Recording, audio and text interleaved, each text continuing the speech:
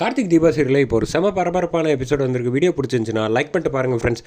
அபிராமி அம்மா வந்து மனசு உடைஞ்சு போய் வந்து அழுதுகிட்டு இருக்காங்க. அந்த சமயத்தில் அருணாச்சலம் வராப்பில் வந்து நீ ஒன்றும் அழாத, எதுவாக இருந்தாலும் பார்த்துக்கலாம் விடு. ஒவ்வொரு குடும்பத்துலேயும் வந்து சொத்து பிரித்து கேட்குறத வந்து பெரிய பிரச்சனையாகும். குடும்பம் பிரிஞ்சிடக்கூடாதுன்ட்டு தான் நான் இத்தனை வருஷம் போராடினேன் 3 பசங்களை வச்சு. ஆனால் அப்படி இருந்தும் திடீர்னு வந்து இந்த ஆனந்த் இப்படி செய்வான்னு நினச்சி கூட பார்க்கல அப்படின்னோன்னே, இங்கே பாரு ஆனந்த் வந்து எதுவும் பிரச்சனையும் பண்ணலை. ஆனந்தை வந்து மனசை ஃபுல்லாக வந்து ரியா வந்து கெடுத்து வச்சுருக்கா. அதனால தான் எல்லா பிரச்சனையும் நடக்குது. ஆமாங்க, ஆனந்த் வந்து இப்படிலாம் நம்ம கிட்ட வந்து சொத்து பிரிப்பாங்க, நாளைக்கு வக்கீல் வருவான், நாளைக்கு காலையில் மரியாதையாக சொத்து கொடுங்க அப்படின்லாம் கேட்கவே மாட்டாங்க. இப்போ பாருங்கள், அந்த பக்கம் வந்து கேட்குறான், இந்த பக்கம் இவங்க கேட்குறாங்க சொத்து. ஆக மொத்தத்தில் வந்து ஐஸ்வர்யாவில் ஆரம்பித்து இருக்கிற எல்லாரும் சொத்து பிரியறதை பற்றி தான் வந்து கவலைப்படுறாங்க தவிர குடும்பம் பிரிஞ்சிருமேன்னு யாருமே துளி கூட கவலைப்படாமல் இருக்காங்க. அப்படின்னா நீ மனசை போட்டு குழப்பிக்காத, எதுவாக இருந்தாலும் கார்த்தி தைரியமாக வந்து உனக்கு வந்து எந்த பிரச்சனையும் இல்லாமல் முடிச்சு தரேன்னு சொல்லியிருக்கான்ல, நீ அவனை மட்டும் நம்பு அப்படின்னு சொன்னாங்க. ஒவ்வொரு குடும்பத்துலேயும் கடைசி பையன்தான் வந்து சேட்டை பண்ணுவான். ஆனால் இந்த குடும்பத்தில் கடைசி பையன் மட்டும்தான் வந்து நல்லபடியாக வந்து கட்டுக்கோப்பாக குடும்பத்தை காப்பாற்றணும்னு நினைக்கிறான். நீ விடு, கார்த்தியை நம்பு, எதுவும் கவலைப்படாத, நிம்மதியாக தூங்குன்னு சொல்லி தூங்க வச்சிடுறாங்க. இந்த பக்கம் கார்த்தி வந்து ரியாவோட ஹஸ்பண்டுக்கு வந்து ஃபோன் பண்ணி பார்க்குறாங்க. சொல்லுங்கள் சார் அப்படின்னோடனே, சார் யார் இன்னொன்னே, ரியாவால் பிரச்சனை இருக்குதுன்னு சொன்னல என் அண்ணன் ஃபேமிலியில் அப்படின்னு கார்த்திக் சார் அப்படின்னோடனே, ஆமாம் சொல்லுங்கள் சார், நான் இப்போ ஹைதராபாத்தில் இருக்கேன், நாளைக்கு காலையில் கொஞ்சம் வர முடியுமா அப்படின்னு. நான் ட்ரை பண்ணுறேன் சார். இல்லை சார், நீங்கள் வந்தால் தான் இந்த பிரச்சனை வந்து சால்வ் ஆகும் அப்படின்னு சொன்னோன்னே, என்ன பிரச்சனை சார் அப்படின்னா, அதை ஃபோனில் சொல்ல முடியாது, அது கொஞ்சம் பெரிய சிக்கலான இருக்கும், நீங்கள் நேரில் வாங்க, நாளைக்கு கொஞ்சம் வந்தீங்கன்னா ரொம்ப உதவியாக இருக்கும் எங்கள் குடும்பத்தை மீட்கிறதுக்கு அப்படின்னோடனே, சரி நான் வரேன் அப்படின்னு சொல்லி ஃபோனை வச்சிடுறாங்க. இது வந்து அருணாச்சலம் எந்திரிச்சு பார்க்குறாங்க. பார்த்தா வந்து அபிராமியை காணுன்னொன்னே ஒவ்வொரு இடமா தேடி பார்க்குறாங்க. ஃபோன் பண்ணி பார்க்குறாங்க. ஃபோன் சுவிட்ச் ஆஃபில் இருக்குது. பக்கத்தில் உள்ள எல்லா இடத்துலையும் தேடி பார்த்துட்டு, வேணாம் முதல்ல வந்து கார்த்திக்கிட்ட போய் சொல்லிடுவோம், ஒரு வேளை கார்த்திக்கிட்ட சொல்லிட்டு போயிருந்தா என்ன பண்ணுறது அப்படின்னு சொல்லிட்டு கார்த்திக் கதவை தட்டினோன்னே தீபா வராங்க. தீபா வந்தோடனே அவர்கிட்ட அபிராமி அம்மா வந்துட்டு கார்த்தி ஏதாவது சொல்லிட்டு போனாலா அம்மா அப்படின்னோடனே, இல்லையே அம்மா எதுவும் சொல்லி அப்படின்னு. எனக்கு என்னமோ ரொம்ப பதட்டமாக இருக்குது, எப்படியாவது வந்து நீ கண்டுபிடிடா, ஃபோனை கூட சுவிட்ச் ஆஃப் பண்ணி வச்சுருக்காங்க, எங்கேயும் பதட்டப்படாதீங்கப்பா, அம்மா பக்கத்தில் உள்ள கோயிலுக்கு தான் போயிருப்பாங்க, நானும் அருணும் போய் கண்டுபிடிச்சிடுறோம் அப்படின்னு சொல்லிட்டு, வா அருண் போகலாம் அப்படின்னு சொல்லிட்டு போகிறப்ப வந்து, அம்மா எங்கே போயிருக்காங்க, இங்கே தான் இருப்பாங்க, எதுவாக இருந்தாலும் சரி சொத்து பிரிக்கணும், சீக்கிரம் வர சொல்லு, கோயிலுக்கு தானே போயிருப்பான் அப்படின்னு. ஏண்டா வாயை மூடுக்க, என்னடா நினச்சிட்டு இருக்கேன்னு ஆனந்த கண்ணாப்பண்ணன்னு கார்த்திக் திட்ட ஆரம்பிச்சிட்டாங்கன்னே சொல்லலாம்.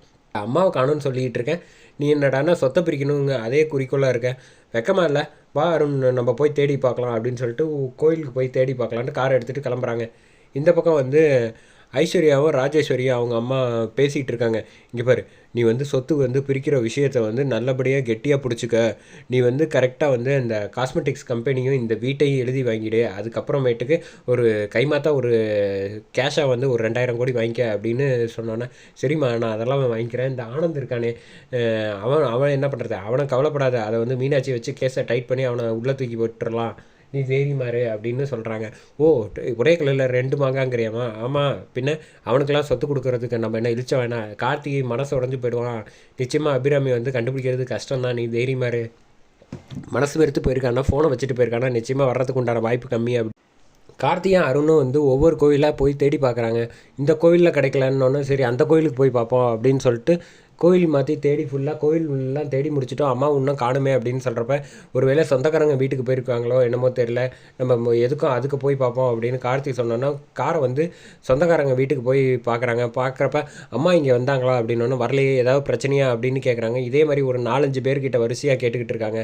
சரி யாரும் இல்லைன்னொன்னே, இதுக்கு மேலே தேட வேணாம், நம்ம முதல்ல வந்து வீட்டுக்கு போவோம் அப்படின்னு சொல்லிட்டு வீட்டுக்கு கார்த்தி வந்து கிளம்பி வந்துக்கிட்டு இருக்காங்க. இந்த பக்கம் வந்து தீபா வந்து போய் கெஸ்ட் ஹவுஸில் இருக்க மீனாட்சி கிட்ட வந்து சொல்கிறாங்க, இந்த மாதிரி அத்தை வந்து எங்கே போயிருக்காங்கன்னே தெரில, ராத்திரிலேருந்து மாமா இப்போ தான் சொன்னாங்க, அதான் போய் வந்து கார்த்தியும் அருணும் வந்து தேட போயிருக்காங்க அப்படின்னு சொன்னோன்னே, பின்ன மீனாட்சி வந்து சொல்கிறாங்க, பின்ன இந்த மாதிரி பிள்ளையெல்லாம் வச்சுருந்தா இப்படி தான் ஆகும், கொஞ்சம் கூட மனசாட்சிங்கிறது இல்லாமல் அவன் நடந்துக்கிட்டு இருக்கான் அப்படின்னு சொன்னோன்னே, வாங்கக்கா போய் பார்ப்போம், கார் சவுண்டு கேட்குது, ஒரு வேளை கார்த்தி வந்திருப்பான், அத்தையை அழைச்சிட்டு போகலான்ட்டு மீனாட்சி அழைச்சிட்டு வராங்க.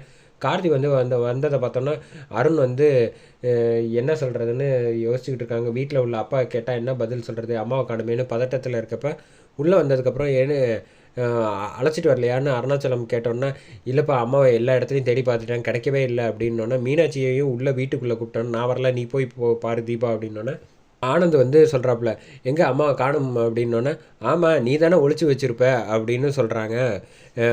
சபாஷ், நல்லா பிளான் பண்ணிட்ட போல் சொத்தை பிரிக்கக்கூடாதுங்கிறதுக்கு அப்படின்னோடனே நீலாம் கொஞ்சம் கூட திருந்தவே மாட்டேல்ல அப்படின்னோடனே அவரை விடுங்க அப்படின்ட்டு தீபா வந்து சொல்கிறாங்க. நீங்கள் அத்தை போகிற எல்லா கோயிலுக்கும் போய் தேடி பார்த்தீங்களா அப்படின்னு. நான் தேடி பார்த்தேன், கிடைக்கல. இந்த புருஷன் பொட்டாட்டி கதையெல்லாம் வந்து வேறு எங்கேயாவது வச்சுக்கோங்க, அம்மாவை எங்கே ஒழிச்சு வச்சுருக்க, மரியாதையாக சொல்லு அப்படின்னு வந்து ஆனந்த் கேட்டோன்னே, அட வெக்கமாக இல்லை உனக்கு, எப்போ பார்த்தாலும் சொத்து சொத்துங்கிற, அம்மாவை காணும், நான் பதட்டத்தில் இருக்கேன் அப்படிங்கிறாங்க. அதோட எபிசோட அட்டகாசமாக முடிக்கிறாங்க.